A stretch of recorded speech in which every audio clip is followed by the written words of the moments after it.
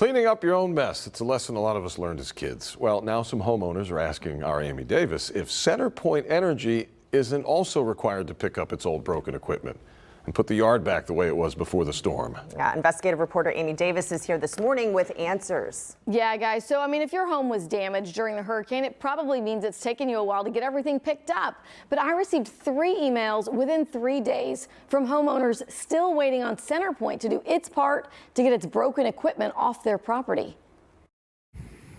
I drove over to Rick Winter's spring home off of West Strack this weekend to see what CenterPoint left behind. He had no electricity for 10 days after Beryl. CenterPoint crews came out and put up a new utility pole to replace the one that fell. But they just left this old one lying in his neighbor's yard. And look at the knotted mess of wires hanging from CenterPoint's utility pole. They dip to the ground and then back up again, where crews drape them over the fence and across the other side into Winter's yard, where they stretch sloppily over to another utility pole. Winter says he's called CenterPoint to report this, but that was about 10 days ago and no one has come out. This is how they left it, so I don't know if I should. They're coming back to straighten these lines up, or they're going to leave them hanging on our fence. I want to know if these lines that are on the ground here, should I get rid of them or leave them on the ground? Yeah, so I reached out to CenterPoint, the Public Utility Commission, and the City of Houston's Administration and Regulatory Affairs Department early yesterday. By about 1 p.m., CenterPoint was at Winter's home fixing those electric wires. And those are required to be high enough so that no one can touch them. They certainly shouldn't touch them. They also removed the broken utility pole, hauled that away.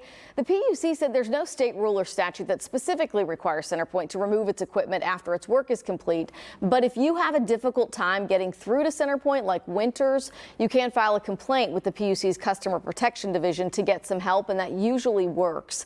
So you can also speak to CenterPoint because they're holding 12 more public hearings where you can talk to utility representatives about your concerns. And the next hearing is tonight at the Waller County Community Center. You can see all of the dates and locations of the upcoming hearings in this article right now on clicktohouston.com and find the one that's closest to you. These are going on throughout the month of September. We're all interested to see here that there is no requirement for them to clean I mean, up. there's you're required to put the line back, but then if you're leaving a line down, people potentially are in danger. So Exactly. why wouldn't it be required to be safe?